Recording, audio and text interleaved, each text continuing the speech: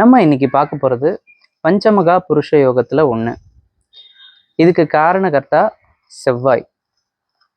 செவ்வாய் தன்னுடைய சொந்த வீடுகளான மேஷம் இல்லைன்னா விருச்சிகம், அதுவும் இல்லைன்னா தன் உச்சமடைகிற வீடான மகரம், இந்த 3 வீடுகளில் 1, 4, 7, 10 பாவங்களாக வந்து உட்கார்ந்தால் இது ருச்சக யோகம் அப்படின்னு சொல்கிறாங்க. இந்த ருச்சக யோகம் என்ன செய்யும்? இந்த ருச்சக யோகம் ஒருத்தர் வந்து பணக்காரங்களாகிறதுக்கு ரொம்ப ஹெல்ப் பண்ணும். அவங்களுக்கு தனப்பிராப்தி நிறைய வரும். ஏதாவது ஒரு விதத்தில் தனப்பிராப்தி வரும். தனப்பிராப்தி மட்டும்தான் அப்படின்னு பார்த்தீங்கன்னா அது மட்டும் கிடையாது.